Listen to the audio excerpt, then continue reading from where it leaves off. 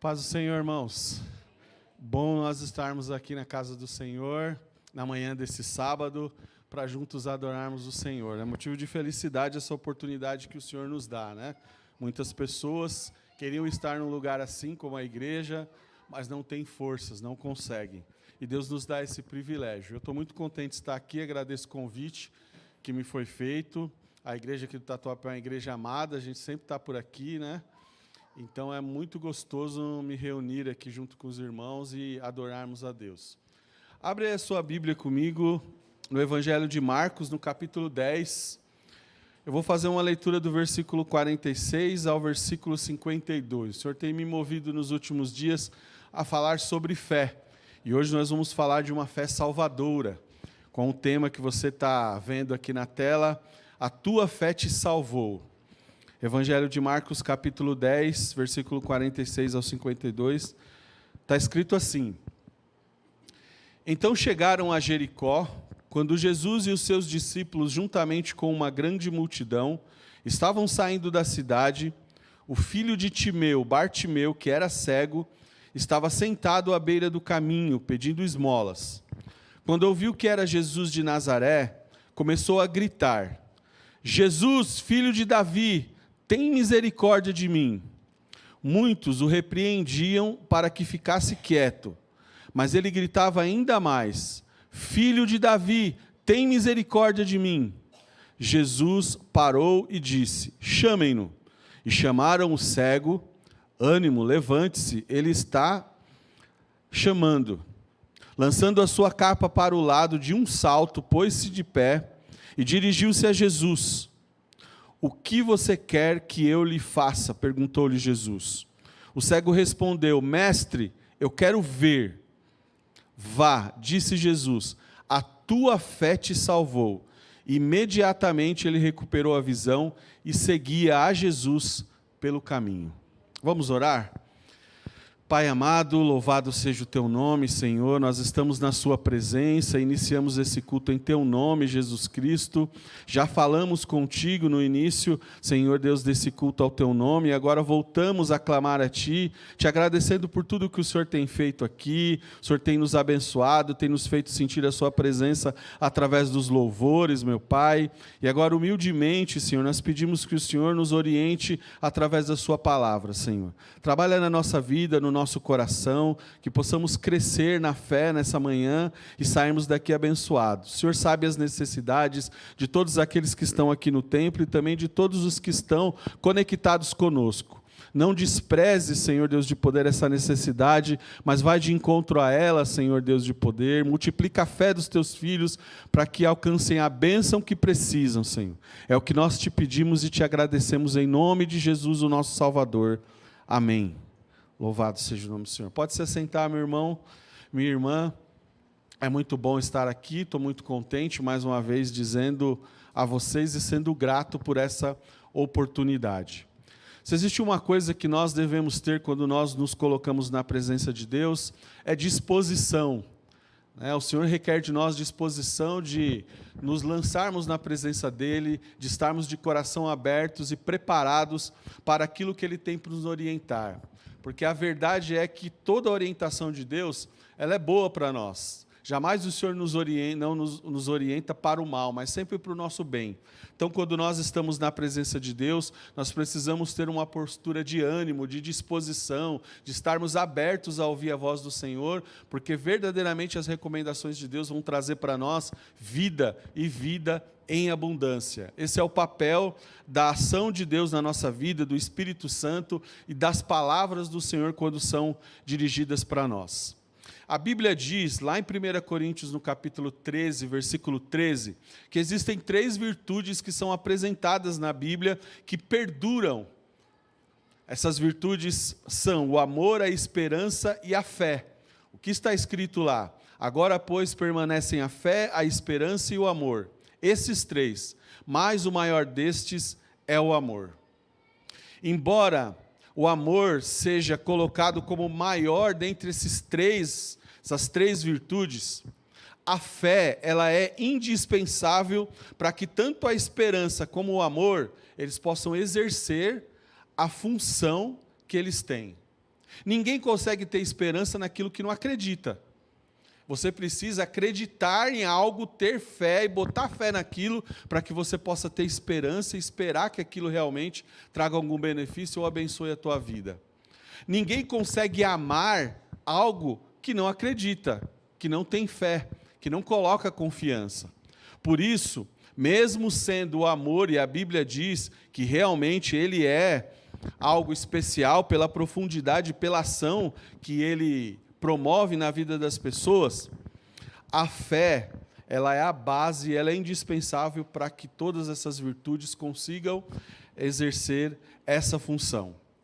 A Bíblia diz que a fé ela é tão especial que a Bíblia diz que uma pequena quantidade dela é capaz de mover montanhas. Isso está lá em Mateus 17, versículo 20. O que a Bíblia quer dizer com isso? Que com fé nós podemos mover obstáculos que estão na nossa frente, obstáculos grandes que estão na nossa frente. É claro que nós não desacreditamos da literalidade da Bíblia quando fala de montes, mas o sentido principal que ela quer nos dizer é que não importa o tamanho do obstáculo, não importa a grandeza daquilo que esteja te afrontando, com um mínimo de fé, você é capaz de mover aquilo da tua frente, de tirar isso da sua frente, de sair e se desvencilhar desse obstáculo, porque a fé tem esse poder.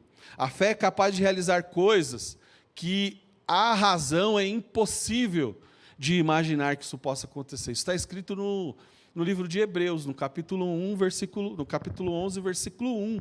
Lá diz assim: ora, a fé é o firme fundamento das coisas que se esperam e a prova das coisas que se não veem. O que isso quer dizer?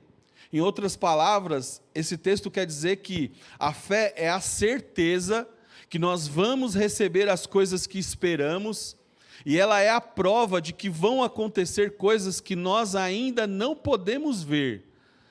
Veja bem, a fé é capaz de dar certeza no nosso coração, na nossa vida, que as coisas que nós esperamos de Deus vão acontecer. Você tem certeza que aquilo que você espera de Deus vai acontecer. E você tem no seu coração a prova que vai acontecer coisa que você ainda não viu, que você não compreendeu, que ainda não apareceu diante da sua face. Por isso, quando nós buscamos uma resolução de um problema, ele ainda não aconteceu, mas a fé é capaz de colocar no nosso coração e na nossa mente a certeza de que aquele problema será resolvido, que aquela enfermidade nos deixará. A fé tem o poder de transformar o nosso entendimento e nos fortalecer para que nós alcancemos aquilo que nós precisamos. Por isso ela é especial, por isso ela é maravilhosa na nossa vida, e nós precisamos a cada dia, buscar na palavra de Deus e em oração mais fé. Acrescenta-nos fé, é o que nós precisamos sempre pedir para o Senhor, porque a fé ela é capaz de mover montanhas, de te ajudar nos seus obstáculos da sua vida, nas tuas necessidades. E o interessante, e é bom a gente observar, que a manifestação da fé, ela sempre vai passar por 3 aspectos importantes. Não tem como exercitar fé sem que ela passe por esses 3 aspectos. Não tem como uma fé ser eficaz naquilo que ela pode produzir sem passar por esses 3 aspectos. O primeiro desses 3 aspectos é passar pelo acreditar. Olha, lá em Hebreus 11, versículo 6 diz assim: ora, sem fé é impossível agradar a Deus. Por quê? Porque é necessário que aquele que se aproxima de Deus creia que Ele existe e que é galardoador dos que o buscam. A fé passa pelo acreditar, porque ela leva o homem a reconhecer como verdadeiro e aceitar como verdadeiro, dando credibilidade a algo. Primeiro aspecto da nossa fé, manifestado na nossa fé, é o dar credibilidade àquele que nos está propondo alguma coisa. Você não pode seguir um Deus em que você, no mínimo, não acredite, como diz o versículo 6 do capítulo 11 de Hebreus, que Ele existe. Primeiro aspecto, você precisa acreditar que Ele existe, que Ele é verdadeiro, que aquilo que Ele propõe realmente é verdadeiro, e que Ele é galardoador, ou seja, que Ele é capaz de recompensar a sua vida, de abençoar a sua vida. O primeiro aspecto da fé passa por dar credibilidade àquele a quem propõe alguma coisa, àquele que nos propõe uma salvação, uma vida eterna, a resolução dos nossos problemas. Você precisa dar credibilidade. Já viu aquele aluno que entra na sala de aula e ele já escutou muitas vezes o professor falar sobre algumas coisas, mas ele já não dá mais credibilidade. Então ele devaga na sala de aula, ou ele vai embora, mas quando ele dá credibilidade para aquele professor, ele fala, não, esse professor é fera. Aquilo que ele fala, aquilo que ele diz é algo importante. Quando ele dá credibilidade, então ele acredita naquilo, então ele assiste a aula, então ele participa. Nós, para que a nossa fé, para que a fé verdadeira que é proposta pelo Evangelho, ela seja eficaz, nós precisamos dar credibilidade à palavra de Deus. Credibilidade é aquele a quem nos anunciou o Evangelho. Credibilidade é aquilo que nos é colocado nas Escrituras. Porque se nós fizermos isso, nós verdadeiramente vamos acreditar que a cura que o Senhor nos propõe, que o poder que Ele tem para resolver os problemas e os dilemas da nossa vida pode acontecer. Quando nós não damos credibilidade, todos os outros aspectos da fé caem por terra, porque o primeiro aspecto é dar credibilidade à palavra de Deus, àquilo que é proposto por Jesus. Isso é importante para nós, para que a fé ela seja eficaz. Então, essa manifestação da fé que passa por esses três aspectos, o primeiro deles é acreditar. Nós temos que acreditar na pessoa do Senhor Jesus Cristo. Nós temos que acreditar que a palavra de Deus ela é verdadeira. Nós temos que acreditar que as promessas do Senhor se cumprirão. Nós temos que acreditar. Isso só vem por meio de fé mesmo, porque não existe razão. A Bíblia diz que o que o Evangelho propõe é loucura para os homens, e que a sabedoria dos homens é loucura diante do Evangelho, porque não existe razão, não tem como você ponderar as razões de o Senhor ter transformado a vida de pessoas, daquilo que Ele foi capaz de fazer, de entregar, um Deus sendo um Deus todo-poderoso, capaz de transformar um mundo com um simples pensamento. Ele foi capaz de entregar o Filho dele unigênito para dar a vida por nós. Isso é loucura para o mundo. Isso não existe, não tem raciocínio lógico. Mas, para quem tem fé no Evangelho de Jesus, nós cremos que tudo isso é verdadeiro, que Deus entregou o Filho dele para dar a vida por nós, e a Bíblia diz que Ele desceu até as mais profundezas, subiu ao alto e deu dons aos homens, Ele capacitou. Então, nós cremos, a nossa fé, meu irmão e minha irmã, precisa passar pelo acreditar. Você precisa dar credibilidade à palavra do Senhor. E então você vai começar a acionar os gatilhos para a resolução da sua necessidade, do seu problema. O segundo aspecto da manifestação da fé vem através de uma palavrinha chamada confiar. Salmo 27, versículo 3 diz assim, presta atenção nessa leitura. Ainda que um exército se acampe contra mim, não se atemorizará o meu coração, e se estourar contra mim a guerra, ainda assim terei confiança. No aspecto da fé, quando ela chega no grau da confiança, ela leva o homem a descansar, a se tranquilizar, a perseverar, a se despir de preocupações, de incertezas, e ter a certeza que a providência de Deus virá. Davi diz aqui nesse texto do Salmo 27, versículo 3, olha, ainda que o exército se acampar na minha frente, estiver diante de mim, o meu coração não se atemorizará, eu ficarei tranquilo. O meu coração vai ficar tranquilo, ainda que contra mim se estourar uma guerra, eu saber que vem alguém contra mim, ainda assim eu vou ficar tranquilo.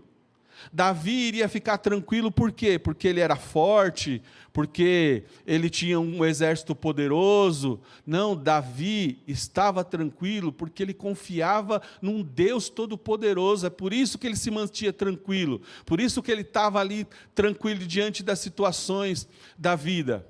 Nós precisamos ter essa fé ao ponto de nós descansarmos. O cristão, ele não pode ser uma pessoa apavorada, desesperada diante das situações, porque o desespero sempre nos faz tomar atitudes erradas e precipitadas. Nós temos um Deus todo-poderoso e precisamos dar credibilidade a essa palavra e confiar que Ele é o provedor das nossas vidas. Davi, certa vez, chega diante do arraial do exército de Israel, e ele vê que está todos os guerreiros lá atemorizados, com medo. E ele vai procurar saber o que é, e de repente ele vê um homem gigante na outra ponta da colina, xingando o exército de Israel, falando barbaridades para o exército de Israel. Quando a gente lê algumas traduções da Bíblia, a Bíblia ela é muito comedida, né? Ela é bem poética e mede bastante as palavras, mas se você prestar atenção, Golias falava desaforos contra o exército de Israel. Chamavam ele de vários nomes, né? A gente modera aqui, chamava de covarde, de medroso, mas falava vários nomes, amaldiçoava todos eles. Era terrível. Imagina um exército poderoso numa ponta, sendo afrontado por um só homem lá na frente, desafiando todos e dizendo assim: olha, se alguém ganhar de mim, o meu exército se rende. Imagina a situação. Imagina que alguém entrasse aqui dentro do templo agora e começasse a tecer desaforos contra nós, a falar contra a nossa fé, contra aquilo que acreditamos, contra as bases da nossa vida. O nosso coração se encheria de raiva, de alguma coisa assim, porque nós não suportamos isso. Imagine Davi chegar naquele lugar e ver aquele gigante falando essas palavras. Ele vai, conversa com o rei, e ele fica indignado. Como é que vocês podem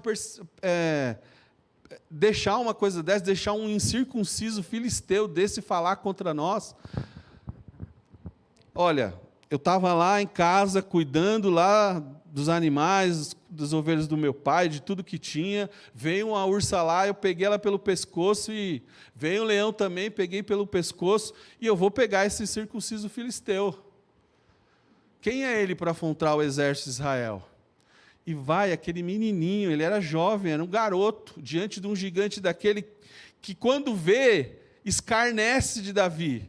Olha para ele e diz: não acredito que vocês mandam um moleque desse que vem com pau. Você acha que eu sou cachorro? Ele vem com pau para cima de mim. Meus irmãos, vocês acham que o que é que fez Davi lutar com um gigante daquele? Imagine se você estivesse hoje de frente com aqueles lutadores de MMA, bem forte, sendo desafiado por uma briga, e a gente nem é preparado para isso. Na verdade, a gente pensaria: eu vou, como diz o dito popular, tomar um pau, né? Davi, quando foi diante daquele gigante, imagine a cena, ele não foi ali porque ele achava que ele tinha capacidade para derrubar aquele... Não, ele não tinha, como homem, como ser humano, jamais. Mas ele mesmo diz por que ele foi lá. Ele chega diante do gigante e diz assim: olha, eu não vou com você com espada e nem com lança, mas eu vou para você, eu vou contra você em nome do Senhor dos Exércitos, e hoje Ele dará a sua cabeça na minha mão. Isso é confiança. Só pode tomar uma atitude assim quem tem confiança, quem realmente dá credibilidade às palavras poderosas que Deus tem para nós, e tem a confiança para poder descansar nas mãos do Senhor. Tem confiança para dizer: olha, eu confio no meu Deus e Ele há de salvar, assim como Sadraque, Mesaque e Abednego fizeram naquela fornalha. Olha, eu não sei se o meu Deus vai me livrar, mas ainda que Ele não me livre, eu creio que Ele pode me livrar, na verdade, mas ainda que Ele não me livre, nós não nos dobraremos diante dessa estátua. Por quê? Porque existe confiança. E qual foi o resultado? O rei vai lá e olha e vê 4 pessoas dentro da fornalha. Eu não pus 3? Sim, mas tem 4, e um é semelhante ao Filho dos deuses. Era Deus agindo diante daquela confiança. Por isso, irmãos, nós precisamos ter fé ao ponto de confiar. Tenha fé, descanse no seu Deus. O nosso Deus, Ele não está morto, Ele está vivo no céu. A Bíblia diz que o Senhor não nos deu um espírito de covardia, mas nos deu um espírito de fé, de esperança. Por isso nós precisamos fazer com que a nossa fé ela possa confiar e descansar no Senhor. O terceiro aspecto pelo qual deve passar a nossa fé, e aí é o aspecto mais importante, que foi aquele que realmente Davi ele fez, é o aspecto que passa pela palavrinha chamada agir. Presta atenção aqui em Lucas 5, versículo 5 e versículo 6. E respondendo Simão, disse-lhe: Mestre, nós havemos trabalhado toda a noite, nada apanhamos, mas sobre a tua palavra lançarei a rede, e assim fazendo, colher uma grande quantidade de peixes que lhes rompia a rede. O agir, a fé que chega ao ponto de agir, ela leva o homem a tomar uma atitude, a cumprir alguma coisa, a realizar algum feito, a obedecer aquilo que foi determinado. Pedro tinha pescado a noite toda, ele era um pescador nato. Ele sabia ali as malandragens de pegar um peixe, de ir para o mar, aonde lançar a rede, qual o melhor horário. Ele conhecia todas essas coisas. Ele tinha passado ali a noite toda e estava voltando exausto. E, de repente, chega um homem na beira da praia, pede para subir no barco dele. Se você vê a história aqui em Lucas 5, Jesus pede para subir no barco dele e dá um sermão ali para as pessoas. E ele escuta, todos escutam, aí ele faz assim: agora leva o barco para lá. Aí ele levou o barco para lá, Jesus disse assim: olha, nós vamos pescar. Aí ele disse: como assim pescar? Eu passei a noite toda aqui, já lancei a rede e não peguei nada, mas tudo bem, sobre a tua palavra, sobre essa palavra que você me disse, eu dou credibilidade para ela, eu confio nela e eu vou tomar a atitude de jogar a rede. Você imagina, você, profissional na sua área, aqui o Anderson trabalha com informática, você já fez todo tipo de programação para resolver um problema. Você já foi em todos os meandros, já entrou, colocou todos os códigos que você conhece para resolver um problema, para que o sistema faça. O sistema não fez. Você passou a madrugada toda exaustivamente para resolver aquele problema. De repente, quando você está de manhã ali cansado, chega alguém e fala assim: rapaz, faz isso daqui. Você fala: não, eu já fiz tudo isso daí. Não, eu faço isso daqui. Não, eu já fiz. Mas tudo bem, sobre a sua palavra eu vou fazer isso. Normalmente, como profissional, a gente fala: não vou fazer mais não, esquece, eu vou dormir, estou cansado, e etc. Mas a fé que o Senhor coloca dentro do nosso coração tem que ser capaz de dar credibilidade à palavra de Deus, de confiar nele e também de tomar uma atitude. Nós não podemos ficar inertes. Se você tem alguma necessidade, se você tem algum problema, se você está precisando de algo da parte de Deus, você precisa chegar nesse terceiro estágio, eu preciso tomar uma atitude. Não é precipitar, mas tomar uma atitude sob o quê? Sob a palavra. O que foi que Pedro disse para ele assim: olha, eu pesquei a noite toda e não peguei nada, mas sobre a tua palavra, sobre o que você me disse, sobre a garantia que você me deu, eu vou lançar a rede de novo. Olha para a palavra de Deus e vê quantas garantias e quantas promessas o Senhor nos dá. Será que não existe credibilidade e confiança suficiente para que a gente tome uma ação diante das nossas necessidades e diante dos nossos problemas? Nós precisamos ter essa fé que é capaz de dar credibilidade ao que o Senhor diz, de confiar e descansar nele e também de tomar uma atitude. Eu vou atrás daquilo que eu preciso, eu vou agir.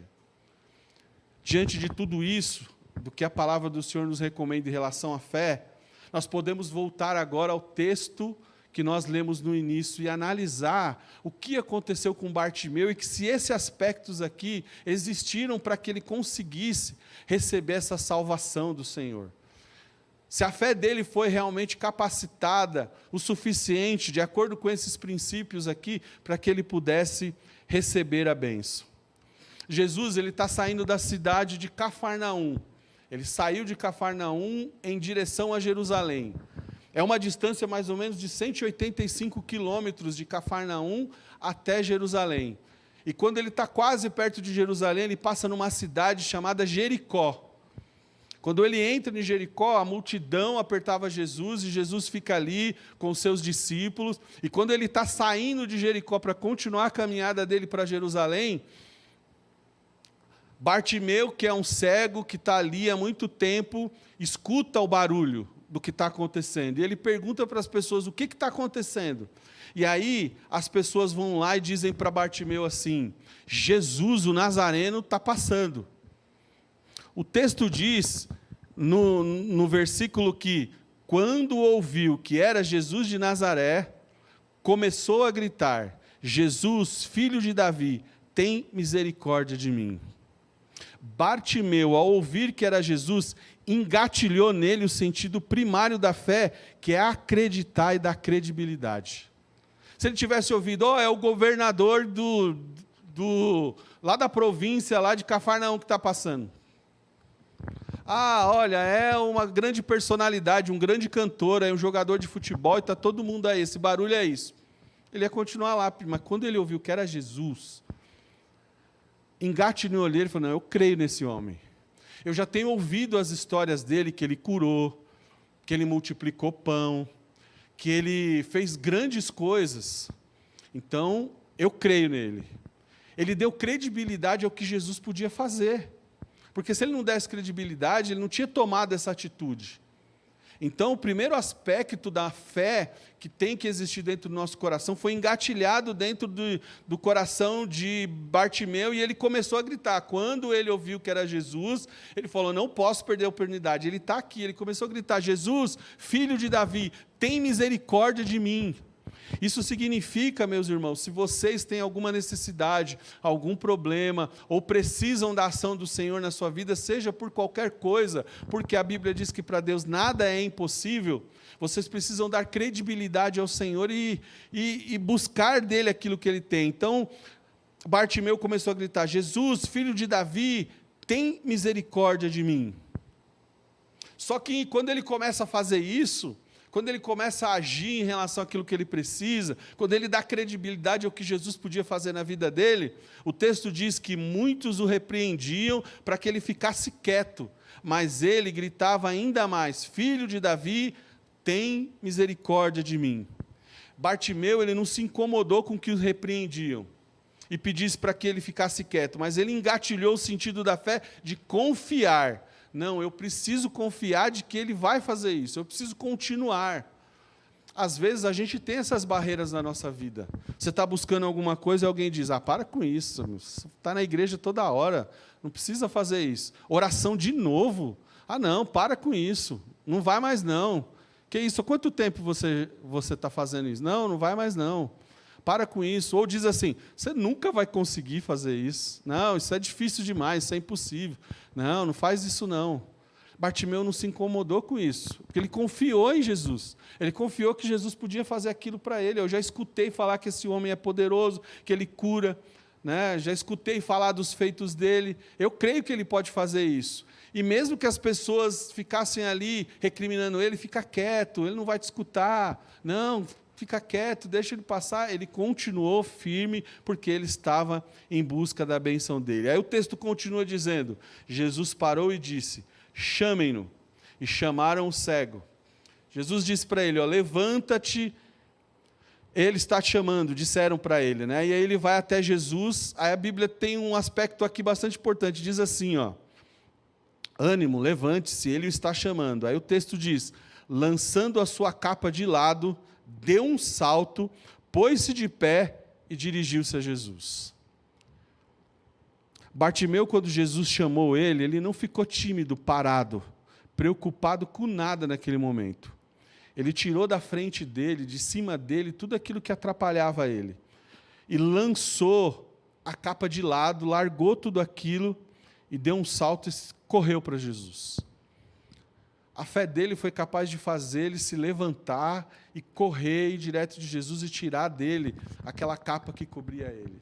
Talvez a gente, quando pensa em Bartimeu, a gente fixe os nossos olhos ou a nossa atenção somente na dificuldade visual que ele tinha. Mas você consegue parar para pensar como que era o restante da vida dele sendo cego? Primeiro, ele não era um cego que tinha uma família que sustentava ele, porque senão ele não estaria pedindo esmola. Ele estava pedindo esmola porque ele passava necessidade. Ele estava pedindo esmola porque ele estava à margem da sociedade. Então, as questões que envolvem a vida de Bartimeu não é simplesmente a cegueira, mas é todo o contexto da sua vida. Uma vida de desprezo, jogado na rua, pedindo esmola para as pessoas, talvez muitas vezes sendo ridicularizado, ou as pessoas dando migalhas para ele. Talvez num dia ele não conseguiria angariar dinheiro suficiente para comer e passaria fome naquele dia, porque nem sempre, a gente sabe como que é a sociedade, nem sempre aqueles que pedem na rua conseguem aquilo que têm. Então, você consegue imaginar como era a vida dele? A esperança dele ia muito mais além da visão, mas a visão traria para ele todos os benefícios que ele precisava para a vida dele.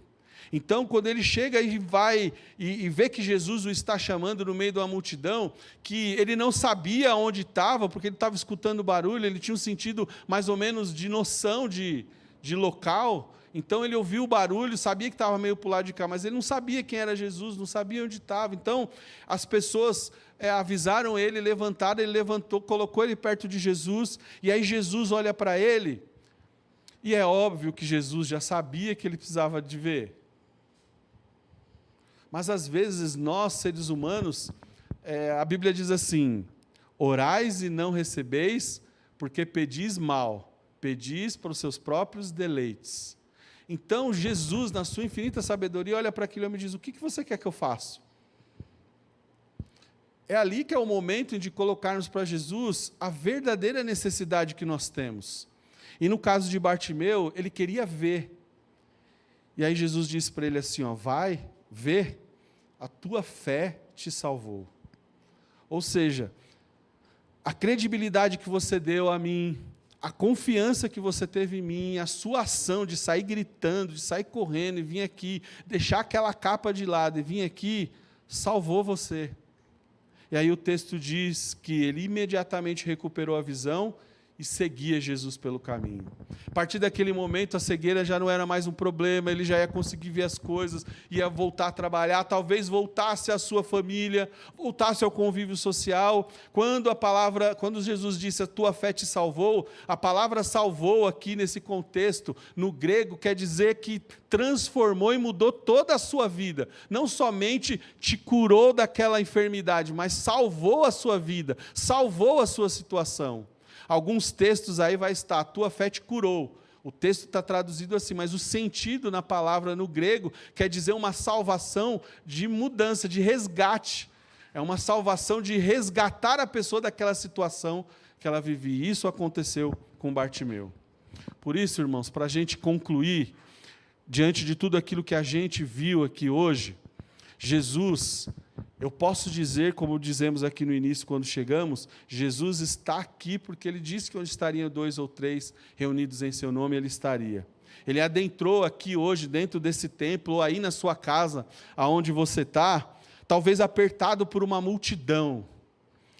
Talvez Ele entrou aí hoje, apertado pela multidão. E qual é que vai ser a sua atitude diante da presença do Senhor? Você vai continuar sentado aí, coberto com uma capa de tristeza, ou de desilusões, ou de problema, ou você vai começar a gritar, Jesus, filho de Davi, tem misericórdia de mim. Você vai colocar a sua fé em ação, vai dar credibilidade à palavra de Deus, vai confiar e vai agir diante dele. Eu tenho certeza que o olhar de Jesus está para você nesse instante e está te perguntando, o que queres que eu te faça? O que queres que eu te faça? O meu conselho é, corra para Ele, fale para Ele a sua necessidade, porque Ele vai dizer para você hoje, a tua fé te salvou. Acredite nisso. Que Deus nos abençoe em nome de Jesus.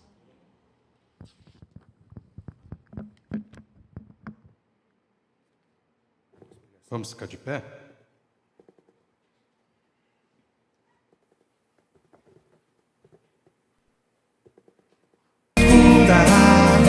Leva-me ao teu querer.